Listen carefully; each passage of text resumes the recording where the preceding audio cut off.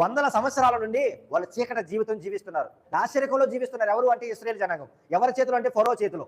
ఫరో ఎట్లా ఉన్నాడు అంటే, నేను పంపించినయా, ఎవడా దేవుడు అని మాట్లాడిన వాడు. ఆ అర్ధరాత్రి వేళ డెసిషన్ తీసుకున్నాడు ఏంటంటే, మీరు వెల్లుడి.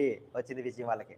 కొన్ని వందల సంవత్సరాల నుంచి చూస్తున్న విజయం ఒక రాత్రి సమయంలోనే వారికి వచ్చేసింది. ఆ సమయం ఆ అర్ధరాత్రి వేళ. ఎందుకు ఆ నిర్ణయం తీసుకోవాల్సి వచ్చిందంట? జంతువుల్లోనా పురుషుల్లోనా తొలిచూలు బిడ్డల మొత్తం ప్రతి ఒక్కరిని హతము చేశాడు. ఎందుకంటే నిర్ణయం తీసుకున్నాడు బిడ్డ దేవుడు, నా బిడ్డల్ని విడిపించాలి అని నిర్ణయం తీసుకున్నాడు.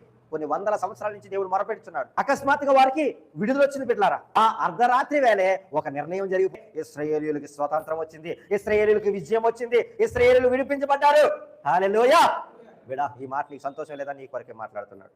ఎలా అయితే ఒక్క అకస్మాత్ సమయంలో వారికి కార్యము జరిగించానో, నీ జీవితంలో అకస్మాత్తుగా నీ జీవితంలో కార్యం జరుగుతుంది బిడ్డ. కనిపెట్టి ప్రార్థన చేస్తున్నప్పుడు,